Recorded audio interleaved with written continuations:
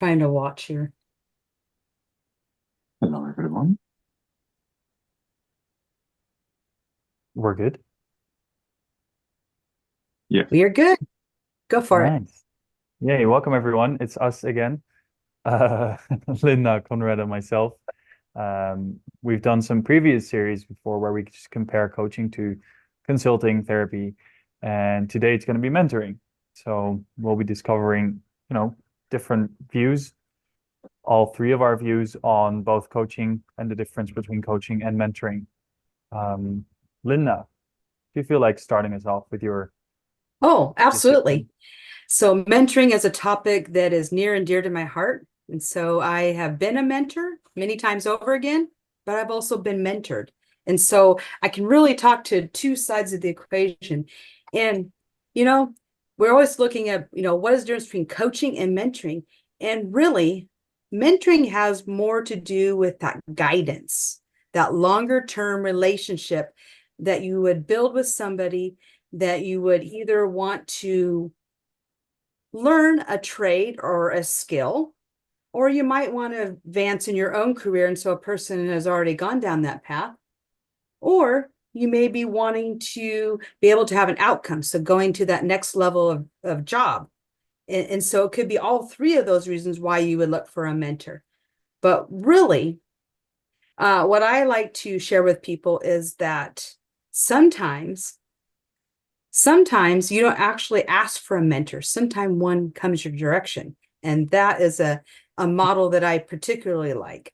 And so somebody sees someone that could be mentored and they don't actually tell them that their person is their mentee. And those types of relationships are also very advantageous when it comes to mentoring. So those are just a few different types.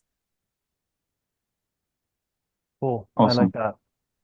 I feel like out of you guys, I might have the least experience when it comes to either being mentored or mentoring people, um, which is super interesting too, because I'm also here to learn. Though of course it's clear to me what the or clear to me.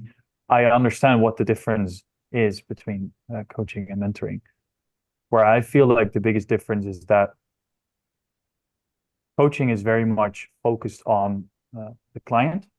Coaching is very much client focused and their process and everything that they're going through and very tailored to the client.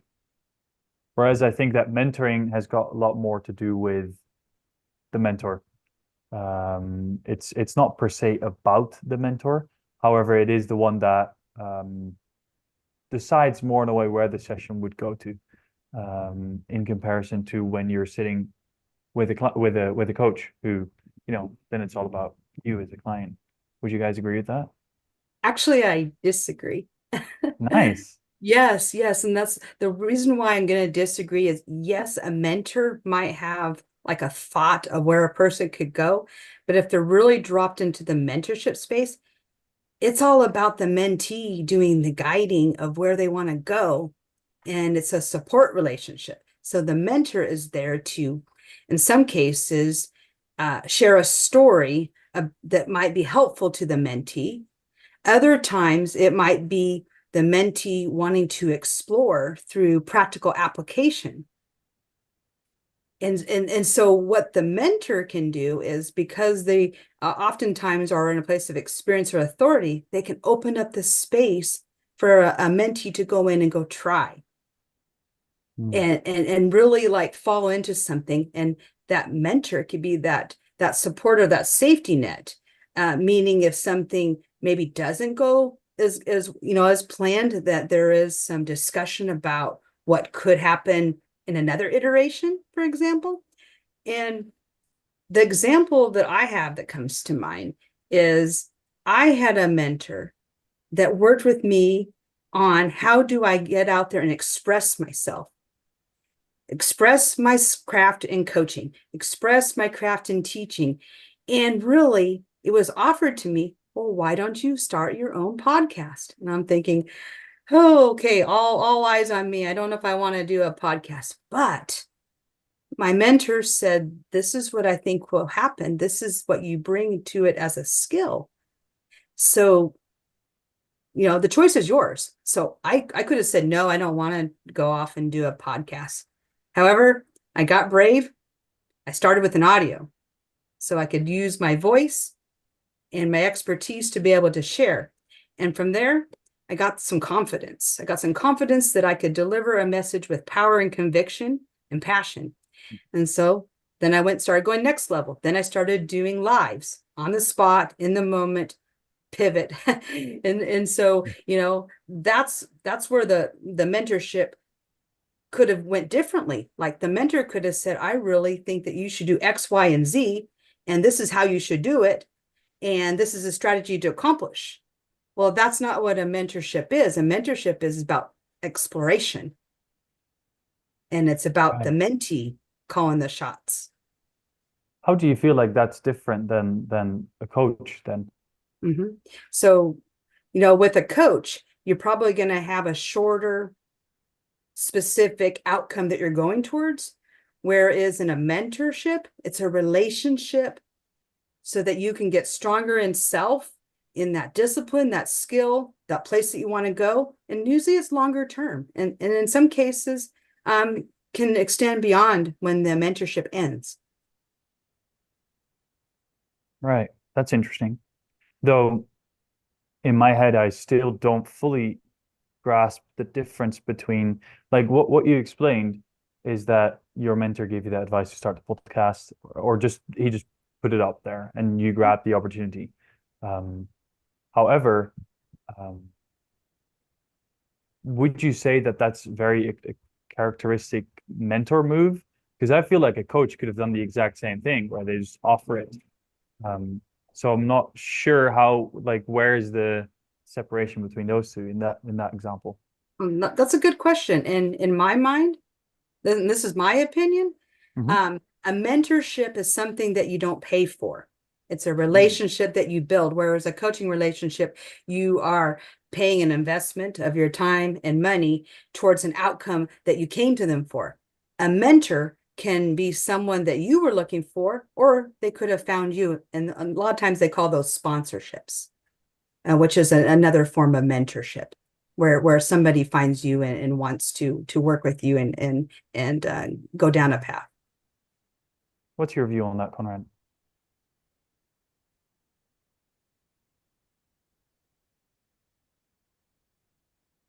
Konrad?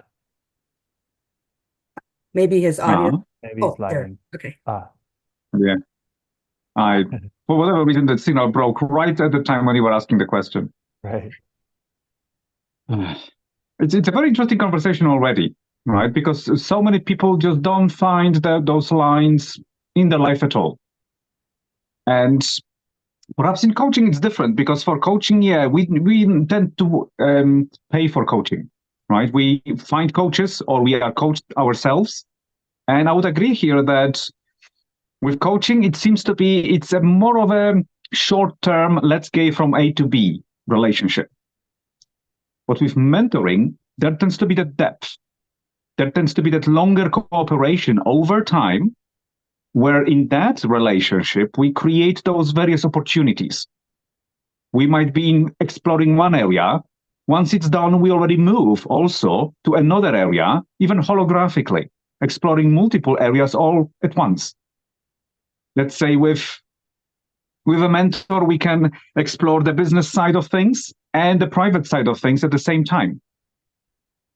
With coaching, very often, coaching can be very sort of, let's say, delegated to the realm of business coaching.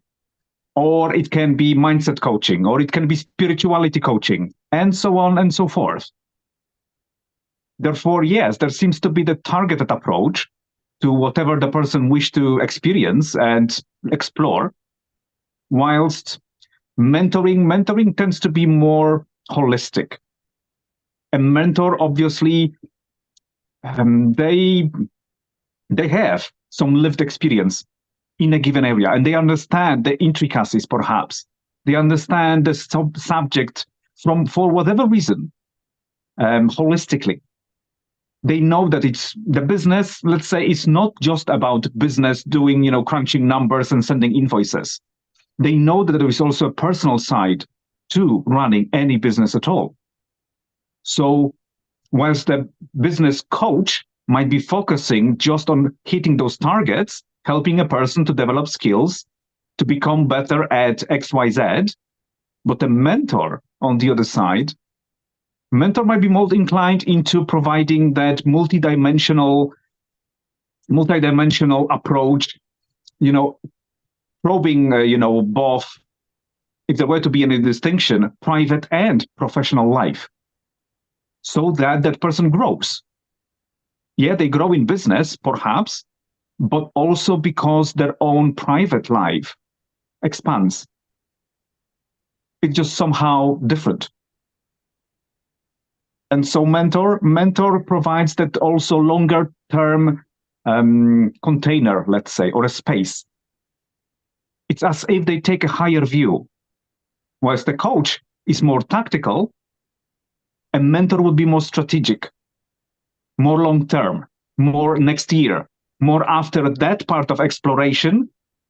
We can also start something else. Therefore, let's focus on exploring a given area here, because it will lead to the next thing, and that will lead to the next thing, and that will lead to the next thing too. In comparison to most coaches, who will, by all means, take a person from A to B, and then the conversation is often restarted of how to get from B to C.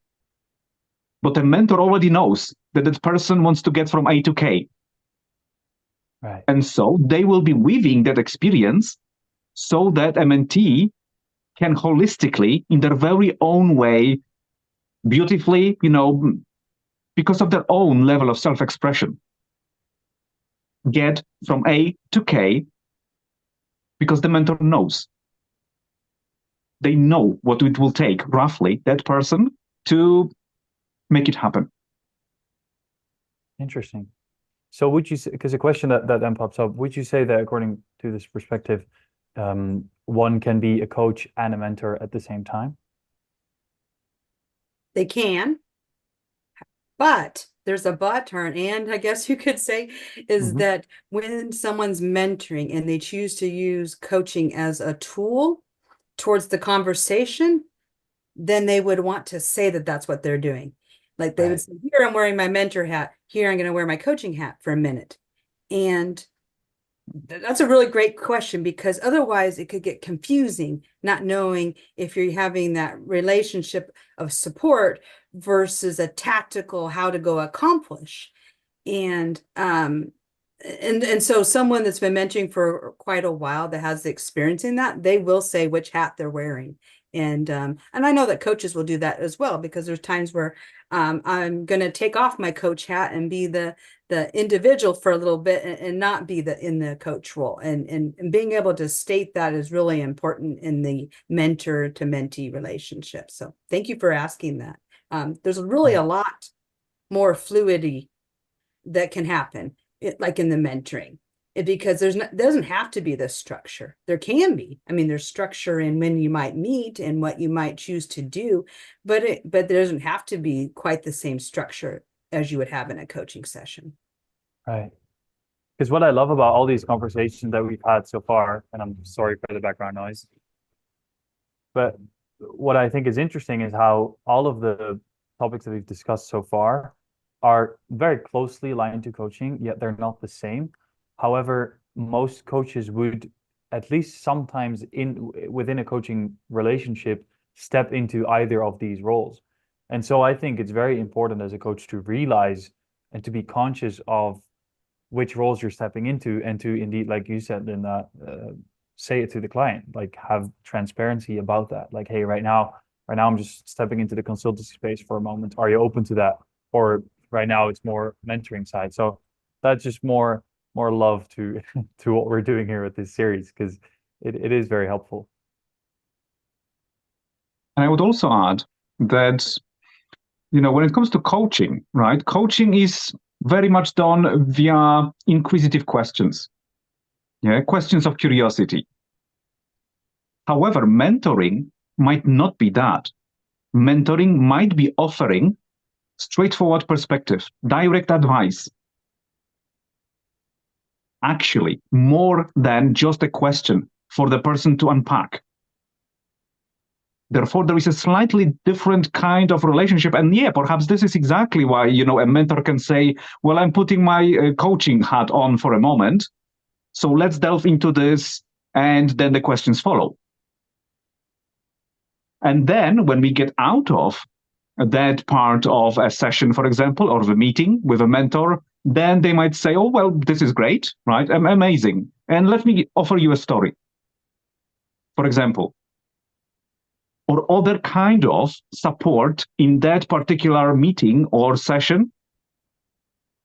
And that will not be the typical coaching experience. It will be exactly that higher view, transcending a given topic or a given lesson, because the mentor knows that that particular set of, let's say, questions and answers has led a person from A to a B, for example, but that A to B is just a part of the overall alphabet. And the mentor can already say, outline at least, how it might fit into the bigger picture, hence also stating, well, this is why I asked you those questions.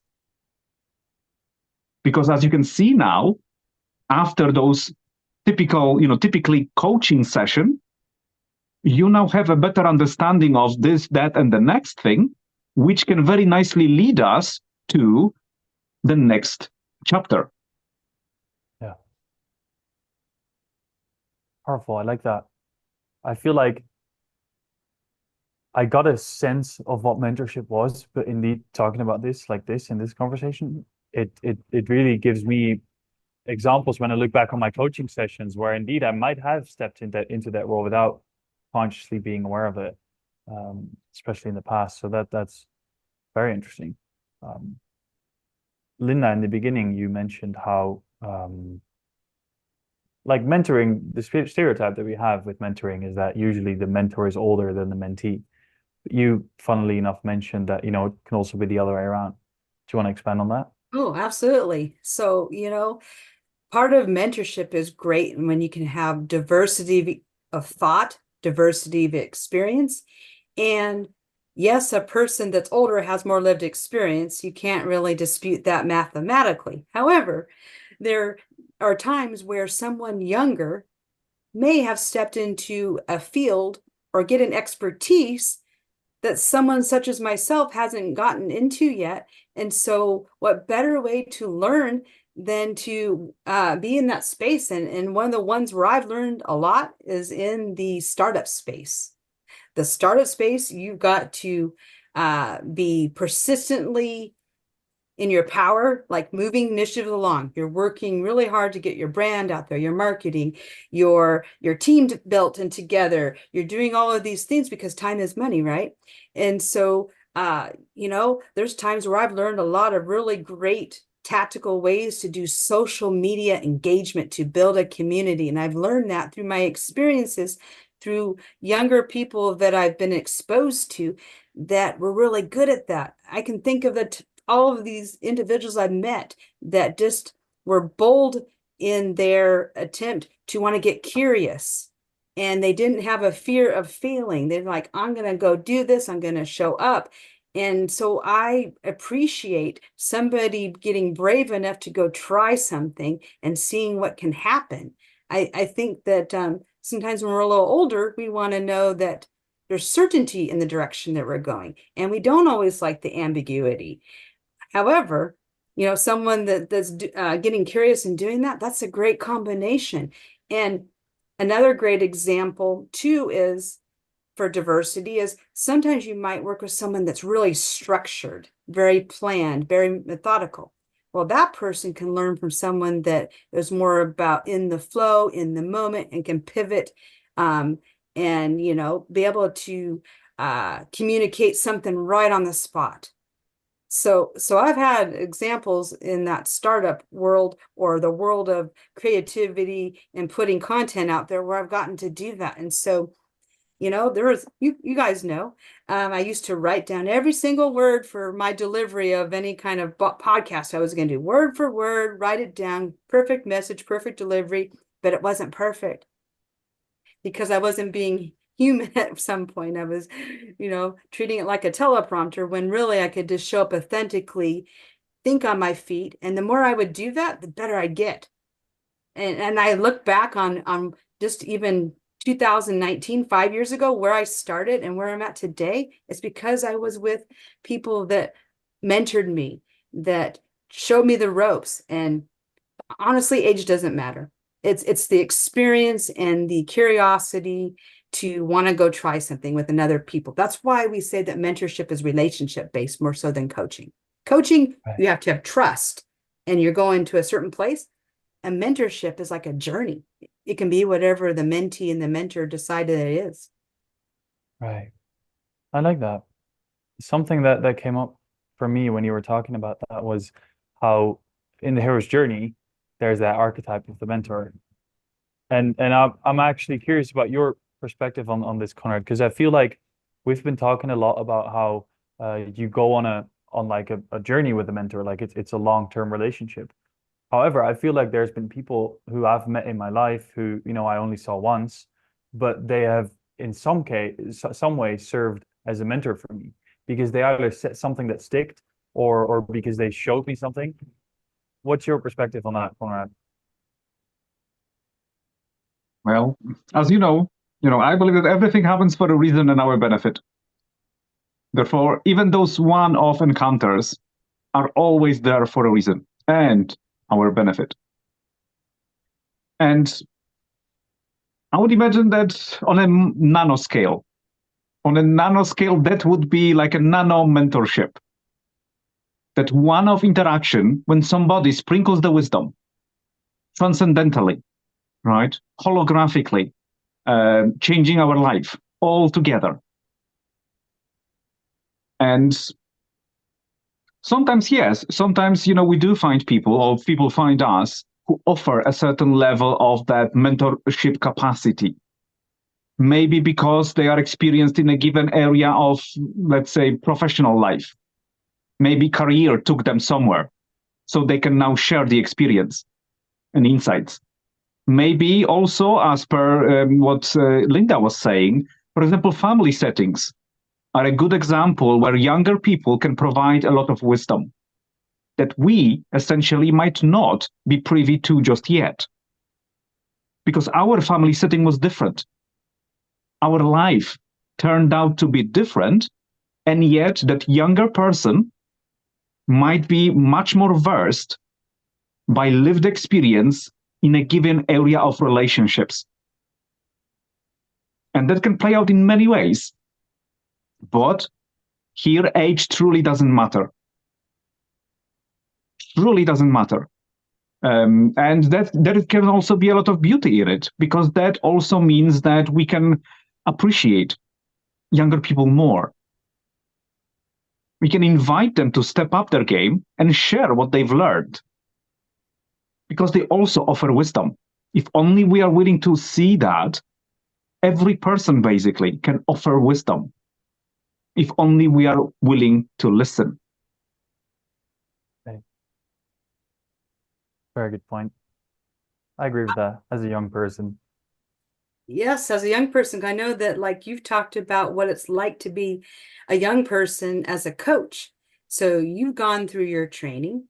You don't have as much life experience in years, that number, that were, recorded at birth, right?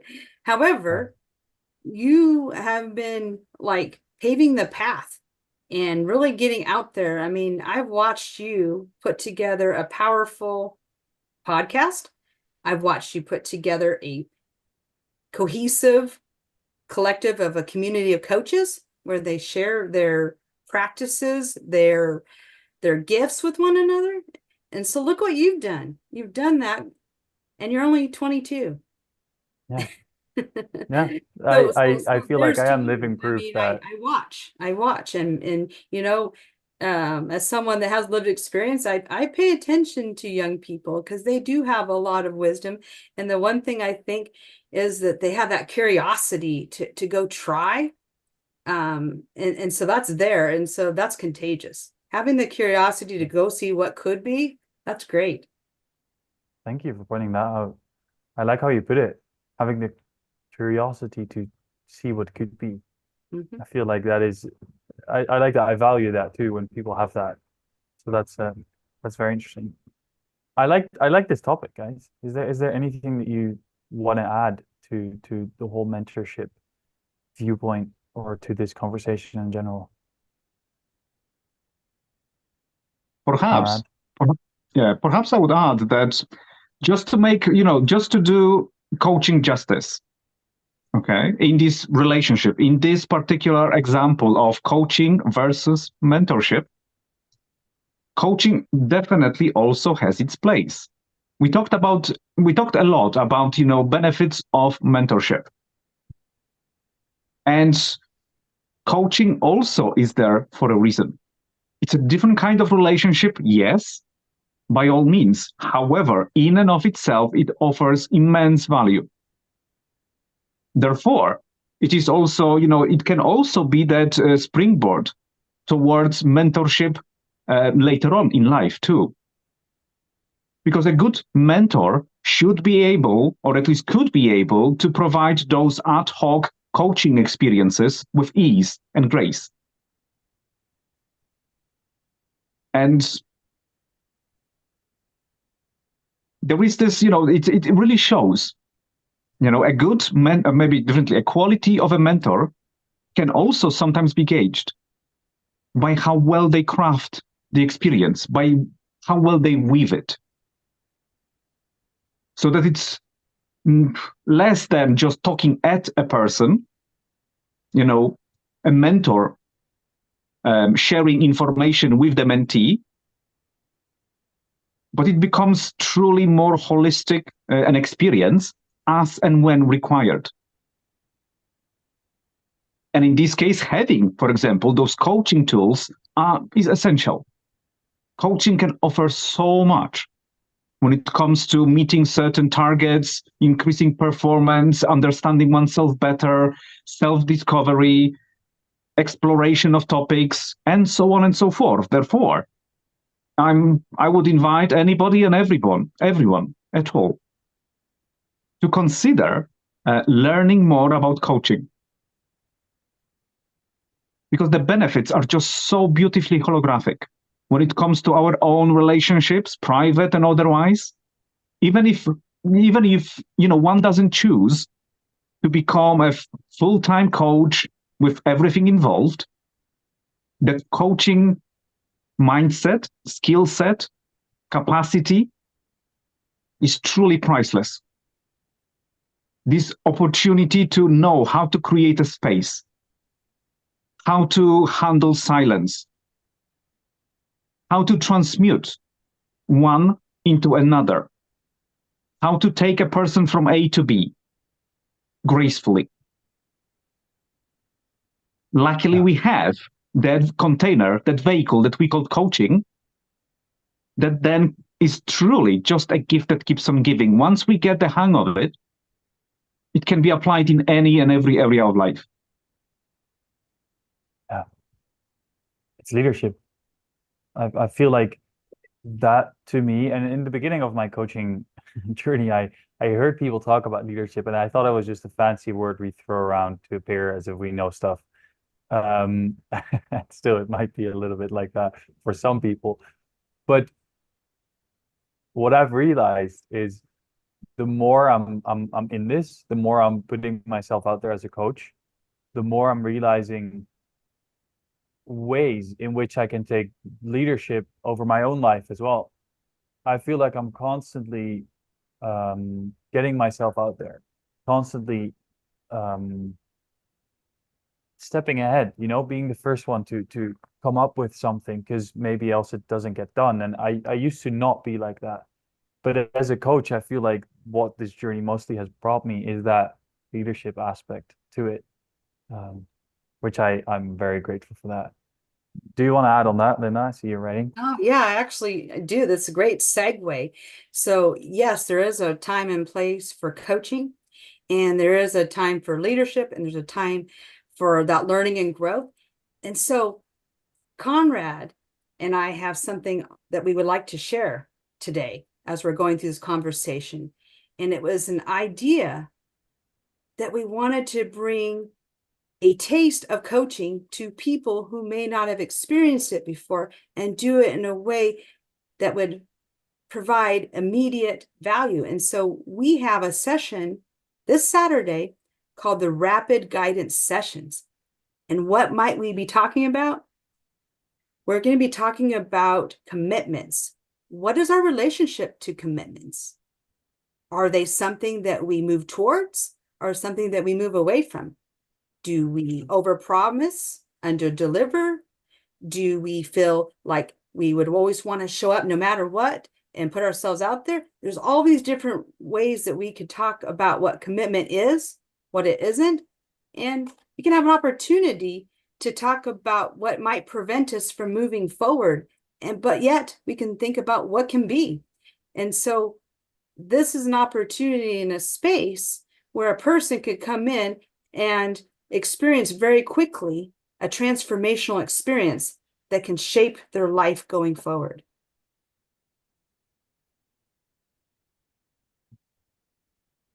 Oh, you're on mute. I was muted. I was saying that I love what you guys are doing. Is it every Saturday that you guys put something together, or every other Saturday? It depends. Okay. So it'll be the first one we do for this month. Okay. Yes. Oh, really? Cool. Very valuable. I love the way that you guys have partnered up with that. I think it's beautiful. And I feel like we've discussed a lot when it comes to the mentorship process. I love it. Konrad, if there's nothing that you feel like adding, then I think we've all said enough. Perhaps I would just ask people to seriously consider their options at the moment. And what I mean is that, for example, by embracing coaching, one can add a new stream of income. Even part-time, coaching can be had as that extra income coming in regularly. And at the same time, one will be growing that skill set itself. It's one of those skills that is very meta. It is very sort of universal in nature, yes. But it's also so easy to convey, easy to organize these days. And it really can help even a person transition from a given current line of career and work into a different kind of capacity as a crossover, so to speak. Maybe from a corporate line of work, or maybe other. And yet, because coaching offers so much flexibility, both as a provider and as a coachee, it really is one of those things that, once understood, is a gift that keeps on giving. And on that note, perhaps, I will be wishing everybody a very good day indeed. I agree. I love what you said in the end. And yeah, thanks everyone for watching this one. And we might see you again next week. Yes, we'll see you again next week. Thanks for dropping in to learn more about coaching and mentoring.